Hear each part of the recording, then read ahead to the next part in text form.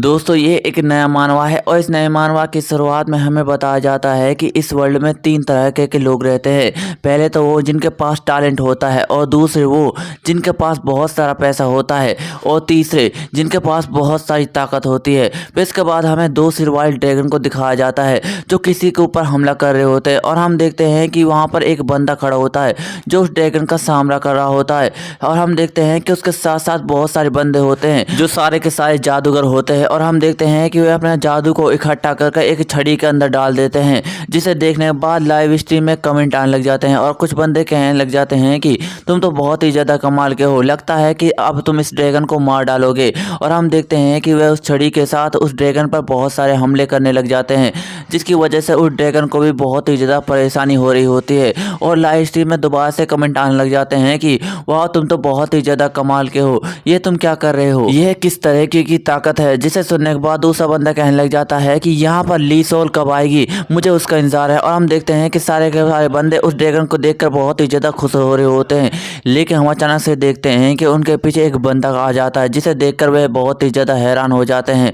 और हम देखते हैं कि लाइव स्ट्रीम में कमेंट आने लग जाते हैं, और एक बंदा कहता है कि मुझे पता है कि यह ली सोल है, ये यहाँ पर आखिरकार आ गई। और दूसरा बंदा कहने लग जाता है कि अब इस खेल में और भी ज़्यादा मज़ा आने वाला है, मैं देखता हूँ कि वह ड्रैगन कैसे जिंदा बचता है। और हम देखते हैं कि यह ली सोल एक लड़की होती है, और वह अपने पास से बहुत सारे कार्ड निकाल लेती है और गाना गाना स्टार्ट कर देती है। और हम देखते हैं कि इस लड़की का गाना इतना ज़्यादा प्रेशर वाला होता है कि वह सारे के सारे बंदे खड़े भी नहीं हो पा रहे होते, और उस लड़की के दो पंख निकल आते हैं, जिसे देखने के बाद लाइव स्ट्रीम में कमेंट आने लग जाते हैं कि ली सोल तुम तो बहुत ही ज़्यादा कमाल की हो, तुम ऐसा कैसे कर रही हो। और दूसरा बंदा कहने लग जाता है कि अगर यहाँ पर कोई नॉर्मल बंदा होता तो वह वहीं पर मारा जाता।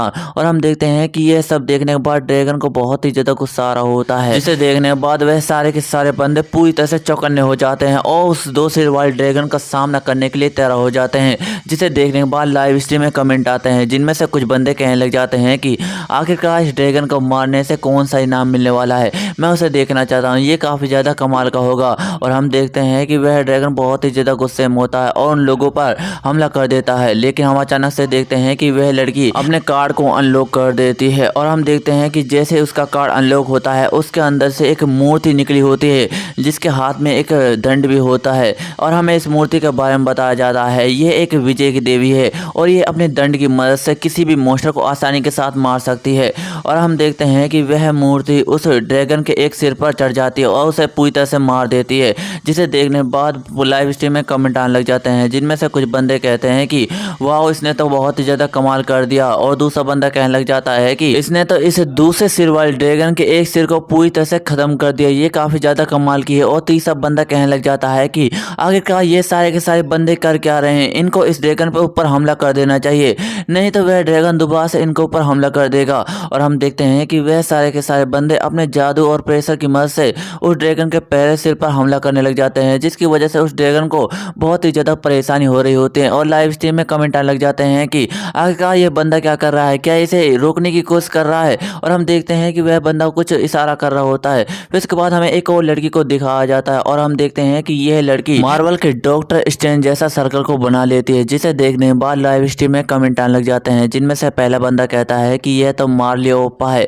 आखिरकार ये यहाँ पर आ ही गई। और दूसरा बंदा कहने लग जाता है कि यह किस तरीके का जादू कर रही है, मैंने तो इसे कभी पहली बार करते हुए नहीं देखा। और हम देखते हैं कि उस सर्कल के अंदर से एक फायर ड्रैगन निकलता है, जिसे देखने के बाद लाइव स्ट्रीम में कमेंट आने लग जाते हैं कि यह तो एक फायर ड्रैगन है। और हम देखते हैं कि वह लड़की उस फायर ड्रैगन को ऑर्डर देती है कि फायर, और हम देखते हैं कि यह सुनते ही वह फायर ड्रैगन बड़ी प्रेशर के साथ अपनी आग को गलता है। और हम देखते हैं कि इसकी आग इतनी ज़्यादा प्रेशर की होती है कि उस ड्रैगन के दूसरे सिर को पूरी तरह से गायब करती है, और वहाँ पर कोई राख भी नहीं बचती। और हम देखते हैं कि वह ड्रैगन वहीं पर मारा जाता है, जिसे देखने के बाद वह सारे के सारे बंदे बहुत ही ज़्यादा खुश हो रहे होते हैं और लाइव स्ट्रीम में कमेंट आने लग जाते हैं, जिनमें से पहला बंदा कहता है कि इन लोगों ने इसे 2 घंटे 27 मिनट के अंदर पूरी तरह से ख़त्म कर दिया, ये काफ़ी ज़्यादा कमाल के लोग हैं। और दूसरा बंदा कहने लग जाता है कि आखिरकार ये कौन सी गिल्ड से है, मैं भी इनकी गिल्ड में ज्वाइन होना चाहूँगा।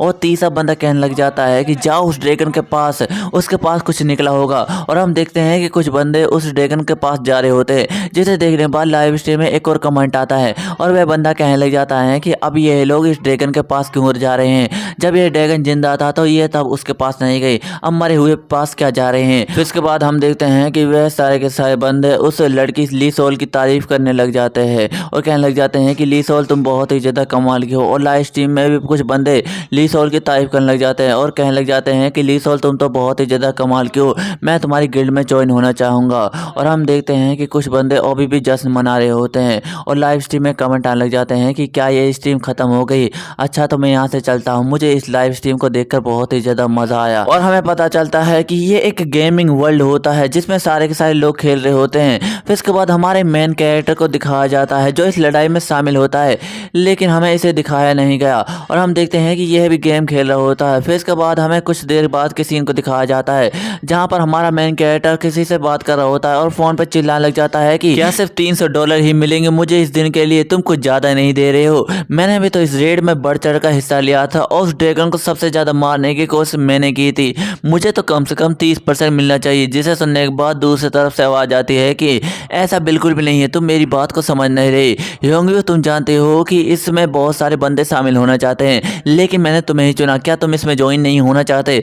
जिसे सुनने के बाद हमारा मेन कैरेक्टर ह्योंगवू कहने लग जाता है कि ऐसी कोई बात भी नहीं है, मैं तो इस रेड में ज्वाइन होना चाहता हूँ, लेकिन तुम कुछ ज़्यादा कम दे रहे हो मुझे। जिसे सुनने के बाद दूसरी तरफ से आवाज आती है कि ऐसी कोई भी बात नहीं है, मैं एक ब्रोकर हूँ, मुझे जितना बताया जाता है मैं उसे उतना ही देता हूँ, तुम तो बहुत ही ज़्यादा घटिया हो। जिसे सुनने के बाद हमारा मेन कैरेक्टर ह्योंगवू बहुत ही ज़्यादा गुस्सा हो जाता है और कहने लग जाता है कि ये तुम क्या बकवास कर रहे हो। और हम देखते हैं कि वह बहुत ही ज़्यादा गुस्सा हो जाता है और जोर जोर से चिल्लाने लग जाता है, लेकिन हम अचानक से देखते हैं कि उसके दरवाजे को कोई खोलता है और कहने लग जाता है कि ह्योंगवू तुम क्या कर रहे हो, लगता है कि तुम्हारा दिमाग आज बहुत ही ज़्यादा खराब है, चलो यहाँ से चलते हैं। जिससे सुनने के बाद हमारा मेन कैरेक्टर कहने लग जाता है कि लगता है कि मैं कुछ ज़्यादा जोर से चिल्लाने लगा हूँ, मुझे अपने आप पर कंट्रोल रखना चाहिए। और हम देखते हैं कि ह्योंगवू उस लड़के के सामने जाने लग जाता है और कहने लग जाता है कि धतेरी की आज तो मुझे मीट वर्क शॉप पर जाना है, मुझे वहाँ पर 1 महीने काम करना है। जिसे सुनने के बाद दूसरा लड़का कहने लग जाता है कि तुम तो वहाँ पर जा रहे हो, लेकिन आज तो मैं एक रेड में जा रहा हूँ,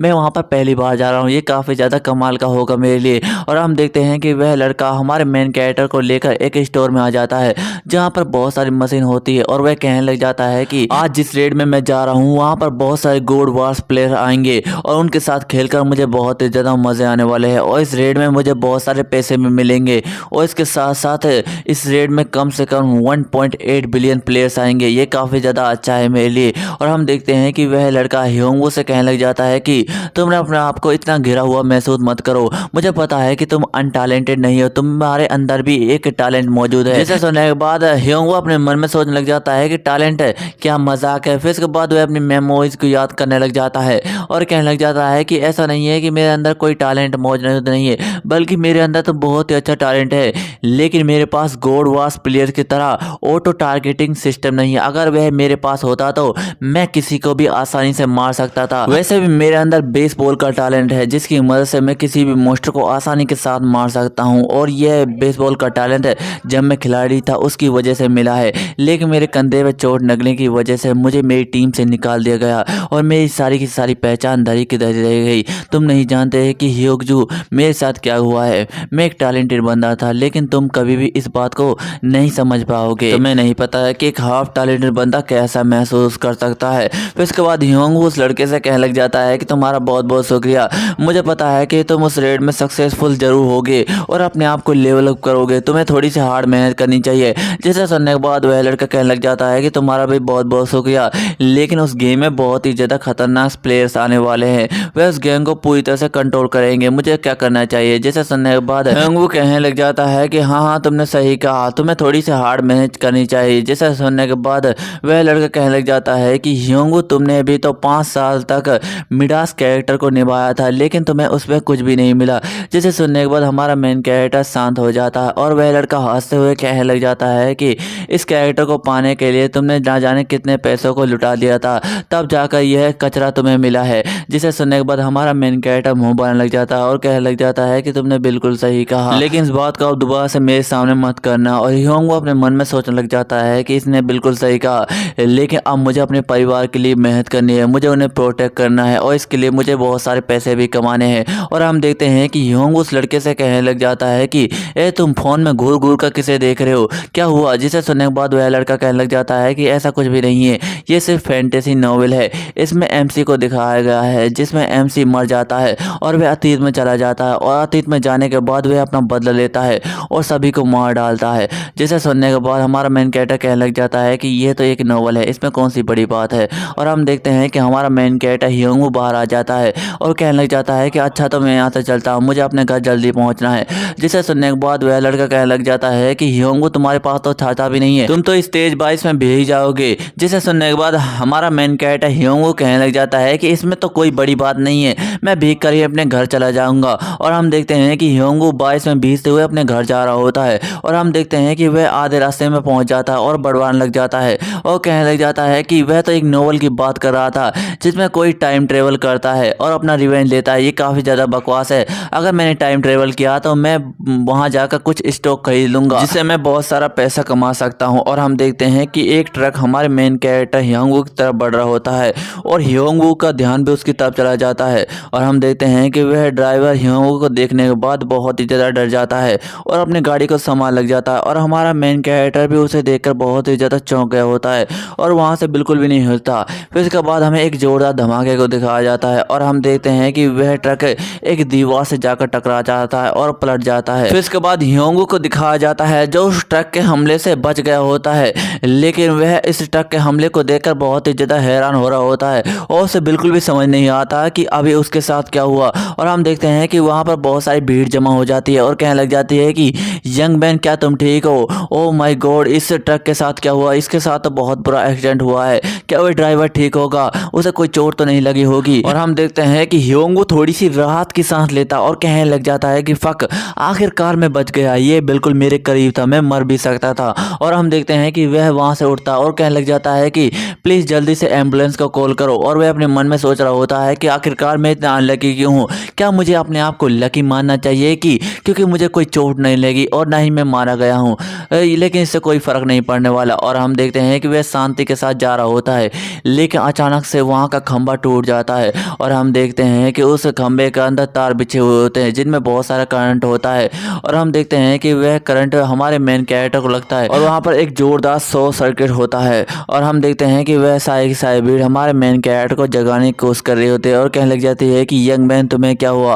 और हमारा मेन कैरेक्टर ह्योंग अपने मन में कहने लग जाता है कि मेरी लाइफ सच में बहुत ही ज़्यादा ख़राब है, ना तो इसमें पैसा है और ना ही कोई टैलेंट है, अच्छा हुआ मैं मरने जा रहा हूँ, लेकिन मुझे गॉड की कसम है ये लाइफ मेरी सच में बहुत ही ज़्यादा लेकेश थी, मैं इसे अपनी अच्छी लाइफ मानता हूँ। और हम देखते हैं कि सारी भीड़ उसे जगाने की कोशिश कर रही होती है और वह भीड़ कहने लग जाती है कि हे यंग मैन क्या तुम ठीक हो, जल्दी एम्बुलेंस को कॉल करो नहीं तो ये मारा जाएगा। फिर इसके बाद हमें इस गेम के बारे में बताया जाता है, हमें बताया जाता है कि इस गेम को 2034 में बनाया गया था और ये वर्चुअल रियलिटी गेम है जिसके लोग सपने देखते थे और इस गेम का नाम गॉड वॉर्स रखा गया। इस गेम का मतलब है कि देवताओं के बीच युद्ध। इस गेम को ज़्यादातर मनोरंजन के लिए बनाया गया था और धीरे धीरे इस गेम ने बहुत ही ज़्यादा पॉपुलरिटी हासिल कर ली, लेकिन इस गेम के चक्कर में सारे के सारे लोग पैसे कमाने लगे और ये गेम देखते ही देखते इनकम सोर्स बन गया। फिर इसके बाद हमारे मेन कैरेक्टर ह्योंग को दिखाया जाता है जिसे कोई पानी की छिटकारी मारकर जगा रहा होता है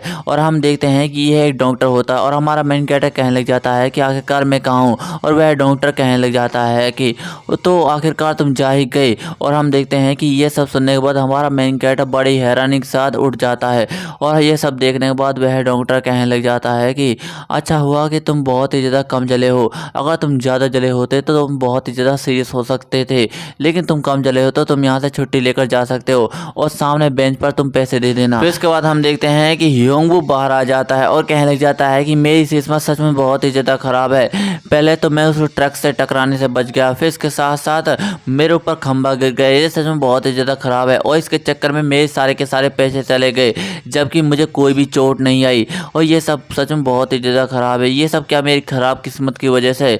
वैसे तो मुझे कोई भी चोट नहीं आई, लेकिन क्या मुझे इसका शुक्रिया अदा करना चाहिए? वैसे भी मेरे इस दुनिया में शरीर के अलावा कुछ भी नहीं है, ना तो मेरे पास पैसा है और ना ही कोई टैलेंट है, ये सच में बहुत ही ज़्यादा बेकार है। फिर इसके बाद हम देखते हैं कि हमारा मेन कैरेक्टर ह्योंग एक अपार्टमेंट में आ चुका होता है और वह अपने मन में कहने लग जाता है कि मुझे हेरिन और उसका बिल्कुल ध्यान रखना चाहिए, मुझे यहाँ से जाना नहीं चाहिए। और वह उस मशीन पर हाथ रखता है, जिसकी वजह से उस मशीन में से अलार्म बजने लग जाते हैं और वह मशीन कहने लग जाती है कि आपका बायोमेट्रिक डाटा इसमें रजिस्टर नहीं है, आपको दोबारा से प्रयास करना होगा। जैसे सुनने के बाद हियोंग थोड़ा सा हैरान हो जाता है और वह दोबारा से कोशिश करता है, जिसकी वजह से वह मशीन दोबारा से अलार्म बजने लग जाती है और वह कहती है कि आपका बायोमेट्रिक डाटा इसमें रजिस्टर नहीं है। जिसे सुनने के बाद हमारा मेन कैरेक्टर कहने लग जाता है कि ये कल तक तो मशीन ठीक थी, अब इसको क्या हो गया है, क्या कोई खराब हो गया है। और हम देखते हैं कि ये कहते हुए बहुत ही ज़्यादा गुस्सा हो जाता है और कहने लग जाता है कि अगर मेरे पास थोड़ा सा भी पैसा आया तो मैं इस बेकार से अपार्टमेंट को सबसे पहले छोड़ूंगा।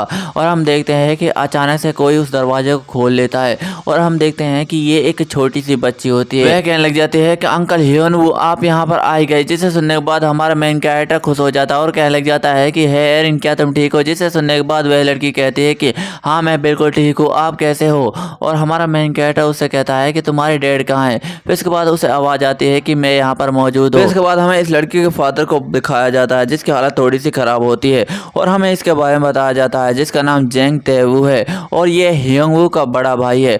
हियोंग से कहने लग जाता है कि आप यहाँ पर घर पर ही मौजूद है। जिसे सुनने के बाद वह कहने लग जाता है कि हाँ तुमने बिल्कुल सही कहा, मैंने सुना है कि तुम हॉस्पिटल से आ रहे हो, क्या तुम्हारे साथ कोई गलत हुआ है। जिसे सुनने के बाद हमारा मेन कैरेक्टर कहने लग जाता है कि ऐसी कोई भी बात नहीं है, मेरे साथ कुछ भी गलत नहीं हुआ। जिसे सुनने के बाद वह आदमी कहने लग जाता है कि कसम खाओ कि तुम बिल्कुल ठीक हो और तुम बीमार नहीं हो। जिसे सुनने के बाद हमारा मेन कैरेक्टर कहने लग जाता है कि हाँ मैं बिल्कुल ठीक हूँ, मैंने तुमसे कहा तो था अगर मैं बीमार होता तो मैं आज हॉस्पिटल में पड़ा होता और तुम मुझे देखने आए होते। और वैसे भी ये बिल्कुल टूट चुका है, तुम्हें इसका ध्यान रखना चाहिए, इसमें मैं रजिस्टर नहीं हूँ। जिसे सुनने के बाद वह आदमी कहने लग जाता है कि यह तो बिल्कुल ठीक है। और हियोंग उससे कहने लग जाता है कि तुम्हारे कहने का क्या मतलब है कि यह मशीन टूटी नहीं है। जिसे सुनने के बाद वह आदमी कहने लग जाता है कि तुम ये कह सकते हो कि यह मशीन टूटी हो सकती है, लेकिन इस मशीन का सिस्टम बिल्कुल भी खराब नहीं है और इसका कारण है कि जो डिवाइस इसमें यूज किया गया है वह बायोमेट्रिक एल्गोरिथम है जो गॉड वॉर्स कैप्सूल में यूज होता है। जिसे सुनने के बाद हियोंग पूरी तरह से हैरान हो जाता है और कहने लग जाता है कि तुम्हारे कहने का मतलब है कि होम सिक्योरिटी में यूज होने वाला डिवाइस गॉड वॉर्स के डाटा से रिलेटेड है। जिसे सुनने के बाद वह आदमी कहने लग जाता है कि हाँ हाँ बिल्कुल सही कहा, लेकिन तुम्हें तो इसके बारे में क्या पता नहीं था। जिसे सुनने के बाद हमारा मेन कैरेक्टर हैरान हो जाता है और कहने लग जाता है कि हाँ तुमने बिल्कुल सही कहा, मैं इसके बारे में जानता था। और हम देखते हैं कि हियोंग वहाँ से भागने लग जाता है और कहने लग जाता है कि मुझे जल्दी से जल्दी कैप्सूल कैफे में पहुंचना होगा। फिर इसके बाद हमें कैप्सूल कैफे के सीन को दिखाया जाता है, जहाँ पर हमारा मेन कैरेक्टर किसी से बात कर रहा होता है और वह कहने लग जाता है कि तुम्हारे कहने का क्या मतलब है कि तुम्हारे पास कोई करेक्ट इन्फॉर्मेशन नहीं है। जिसे सुनने के बाद दूसरी तरफ से आवाज आती है कि सर हमें इसके बारे में कुछ भी नहीं पता कि आपका बायोमेट्रिक डाटा इसमें लॉगिन क्यों नहीं हो रहा है, शायद आपका हैक हो चुका है। जिसे सुनने के बाद हमारा मेन कैरेक्टर गुस्सा हो जाता है और कहने लग जाता है कि क्या तुम हैक के बारे में बात कर रही हो, ऐसा बिल्कुल भी नहीं है, बायोमेट्रिक डाटा हैक नहीं हो सकता। जिसे सुनने के बाद दूसरी तरफ से आवाज आती है कि सर अभी हम इसके बारे में जांच कर रहे हैं, हमें नहीं पता कि आपका बायोमेट्रिक डाटा कब लॉगिन होगा, हम इसके बारे में देखेंगे। जिसे सुनने के बाद हमारा मेन कैरेक्टर उस पर चिल्लाने लग जाता है। फिर इसके बाद वह हमें बताने लग जाता है कि बायोमेट्रिक डाटा वह डाटा होता है जो हर पर्सन के अंदर अलग अलग होता है और बायोमेट्रिक डाटा को आइडेंटिटी के लिए इसलिए यूज किया जाता है क्योंकि इसे चेंज नहीं किया जा सकता और न ही इसका नकली बनाया जा सकता है, इसलिए इसे मॉडर्न एज में बायोमेट्रिक डाटा को आइडेंटिटी के लिए यूज किया जाता है। और मुझे तो अपने आप पर बिल्कुल भी भरोसा नहीं हो रहा कि आखिरकार मेरे साथ ऐसा कैसे हो गया। कल तक तो यह बिल्कुल वर्क कर रहा था, अचानक ऐसा क्या हुआ, ये कल तक तो बिल्कुल ठीक है। और हम देखते हैं कि हमारा मेन कैरेक्टर ये सब सोचने के बाद हैरान हो जाता और कहने लग जाता है कि रुको रुको, कल तो मेरे साथ एक्सीडेंट हो गया था, क्या उस बिजली के खंभे के गिरने की वजह से ऐसा हुआ है, क्या उसकी वजह से मेरा बायोमेट्रिक डाटा बिल्कुल बदल गया है। अगर ये ऐसा है तो ये बिल्कुल ख़राब है मेरे लिए, इसकी मदद से मैं अपनी आईडी को लॉगिन नहीं कर पाऊंगा और ना ही कभी उसे खेल पाऊंगा। इसमें आईडी में मैंने बहुत ज़्यादा पैसा लगा लिया था और उस कैरेक्टर को मैंने बहुत ही ज़्यादा आगे बढ़ा चुका था, इसकी मदद से मैं बहुत सारा पैसा कमा सकता था, लेकिन अब लगता है कि सब कुछ ख़त्म हो चुका है, ये पूरी तरह से ख़त्म हो गया। अब मुझे क्या करना चाहिए, ये मेरे लिए सच में बहुत ही ज़्यादा बेकार बात है। यह बिल्कुल उसी सिचुएशन की तरह लग रहा है, लेकिन नहीं, मैं बिल्कुल भी हार नहीं मान सकता। लगता है कि ऊपर वाला भी चाहता है कि मैं गॉड वॉर्स को छोड़ दूं और एक अलग ऑप्शन को चुनूं। लगता है कि मुझे अपने रैंकर बनने का सपना छोड़ना ही पड़ेगा और मुझे लगता है कि अब मुझे माइंस पर काम करना चाहिए,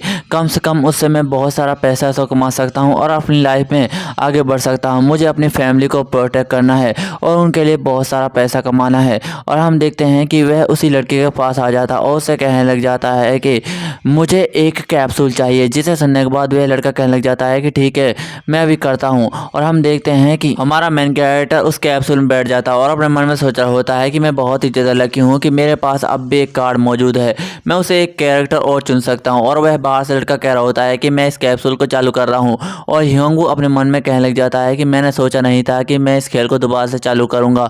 और हम देखते हैं कि वह गेम चालू हो जाती है और हमारा मेन कैरेक्टर कहने लग जाता है कि गॉड वॉर्स का वर्ल्ड हमारे रियल वर्ल्ड से बहुत ही ज़्यादा अलग है और ये काफ़ी ज़्यादा खूबसूरत है। ज़्यादातर लोग इस वर्ल्ड को देखने के लिए जाते हैं। और हमारा मेन कैरेक्टर का सिस्टम उससे नाम पूछने लग जाता है और हमारा मेन कैरेक्टर उसे मिडास नाम देता है। और हमारा मेन कैरेक्टर अपने मन में कहने लग जाता है कि यह गेम सच में बहुत ही ज़्यादा महंगा है, अगर आपके पास पैसा नहीं है तो आप इस गेम को नहीं खेल पाओगे। और हमारे मेन कैरेक्टर का सिस्टम कह रहा होता है कि क्या आप कार्ड कैरेक्टर को यूज़ करना चाहते हैं। और हमारा मेन कैरेक्टर गुस्से के साथ कहता है कि हाँ, और वह अपने मन में कहने लग जाता है कि यह गेम सच में बहुत ही ज़्यादा महंगा है, मैं इसे नहीं खेलना चाहता था, लेकिन ये सब मुझे पैसे के लिए करना पड़ रहा है। कोई गधा ही होगा जो इस गेम को खेलेगा, लेकिन ज़्यादातर अमीर लोग इसे पैसे के लिए ही खेलते हैं, क्योंकि इस गेम में वह लाइफ मिल जाती है जो उन्हें रियलिटी वाली लाइफ में नहीं मिल पाती। इसी वजह से यह गेम इतना ज़्यादा महंगा हो गया है। और ये सब मैं अपनी फैमिली के लिए कर रहा हूँ ताकि मैं बहुत सारा पैसा कमा सकूँ, चाहे इसके लिए मुझे कुछ भी करना पड़ जाए। ये सब मेरे लिए बेकार है। अगर यह मेरे लिए इतना ईजी होता तो मैं इस गेम को कभी भी नहीं खेलता और हमेशा के लिए छोड़ देता, लेकिन अब मुझसे गलती हो चुकी है। अब मुझे ये गेम आगे बढ़कर खेलना ही होगा और मुझे यहाँ पर माइनर बनना ही होगा ताकि मैं अपने लिए पैसे कमा सकूं। तुम्हें पता है कि मैंने एक मेज़ बनने के लिए ना जाने कितना पैसा लुटा है। ये कुछ इस तरह है, अगर आप एक मेज़ बनना चाहते हैं तो आपको सबसे ज़्यादा अमीर होना होगा। अगर ये सब नहीं हो सकता तो आपको एक लकीस्ट इंसान होना होगा दुनिया में। और इस गेम में कभी भी मेरा लक मेरे काम नहीं आया और हमेशा मेरे लिए कचरा कैरेक्टर ही निकला है। लेकिन अब इस बात से कोई भी फ़र्क नहीं पड़ता, मुझे वह कैरेक्टर चुनना होगा जिसकी मदद से मैं बहुत सारा पैसा कमा सकता हूँ। और वह माइनर वाला कैरेक्टर है, लेकिन वह कहाँ पर मौजूद है। और हम देखते हैं कि हमारा मेन कैरेक्टर इधर से उधर देख रहा होता है, लेकिन उसका ध्यान अचानक से किसी तरफ चला जाता है। और हम देखते हैं कि वहाँ पर एक गोल्डन कार्ड होता है, जिसे देखने के बाद हमारा मेन कैरेक्टर हैरान हो जाता है और कहने लग जाता है कि ये लगता है कि ये आर्क मैच है, लेकिन ये कैसे हो सकता है। और हम देखते हैं कि हमारा मेन कैरेक्टर उस आर्क मैच के ऑप्शन को चुन लेता है, जिसके चुनते ही हमारा मेन कैरेक्टर का सिस्टम कहने लग जाता है कि आपको ड्रैगन वॉर ने 82 फॉलोवर चुन लिया है और आपने एक आर्क मैच की क्लास ले ली है। जिसे सुनने के बाद हमारा मेन कैरेक्टर हैरान हो जाता है। फिर उसके बाद वह उस गेम वर्ल्ड में आ जाता है और वह अपने कपड़ों को देख रहा होता है। और हमारा मेन कैरेक्टर का सिस्टम कहने लग जाता है कि आपका लेवल 1 है और आपकी क्लास आर्क मैच है और आपकी रैंक लेजेंडरी है। जिसे सुनने के बाद हमारा मेन कैरेक्टर हैरान हो जाता है और वह सोचने लग जाता है कि आर्क मैच की क्लास तो कोई अमीर ही बंदा ले सकता है और ये सिर्फ दुनिया में 3 ही बंदे ले पाए हैं और इसके अलावा ये किसी के पास भी नहीं है। आखिरकार ऐसे कैसे हो सकता है कि आर्क मैच मुझे मिल गया। अगर कोई दुनिया में सबसे लकी इंसान होगा तो उसको भी ये आर्क मैच मिलना बहुत ही ज़्यादा मुश्किल है, लेकिन ऐसा कैसे हो सकता है। और हम देखते हैं कि 2 बंदे आपस में बात कर रहे होते हैं और एक मोटा बंदा कहने लग जाता है कि मैं दोबारा से वॉरियर बन गया, मुझे तो एक आर्क मैच बनना था। जिसे सुनने के बाद वह दूसरा बंदा कहने लग जाता है कि तुम तो दोबारा से एक वॉरियर बन गए, ये काफी ज़्यादा मज़ेदार है मेरे लिए। और वह जोर जोर से हंसने लग जाता है। फिर इसके बाद वह कहता है कि तुम्हें दिन में सपने देखना बंद कर देना चाहिए, तुम लेजेंडरी क्लास आर्क मैच की बात कर रहे हो, उसे पाना कोई बच्चों का खेल नहीं है, इसे सिर्फ अमीर लोग ही पा सकते हैं और ये सिर्फ एक ही बंदा कर पाया है जिसका नाम एजेमो है। और हम देखते हैं कि हमारा मेन कैरेक्टर ये सब सुनने के बाद अपने मन में कहने लग जाता है कि तो इसका मतलब है कि यह रियल है। और वह खुश हो जाता है और अपने मन में कहने लग जाता है कि भाड़ में जाए माइनिंग, अब तो मुझे लेवल अप पर ध्यान देना चाहिए और अगर मैं लेवल अप हो गया तो मैं इससे बहुत सारे पैसे कमा सकता हूँ और अपनी फैमिली को इस शहर की सबसे ज़्यादा अमीर फैमिली बना दूंगा। और दोस्तों, इसी के साथ ही हमारा यह मानवा भी एंड हो जाता है। दोस्तों, आपको यह मानवा कैसा लगा कॉमेंट में ज़रूर बताएं। आपको वीडियो थोड़ी सी भी अच्छी लगी तो वीडियो को लाइक एंड चैनल नए हो चैनल सब्सक्राइब कर दीजिए। मिलता है अगली वीडियो में, धन्यवाद।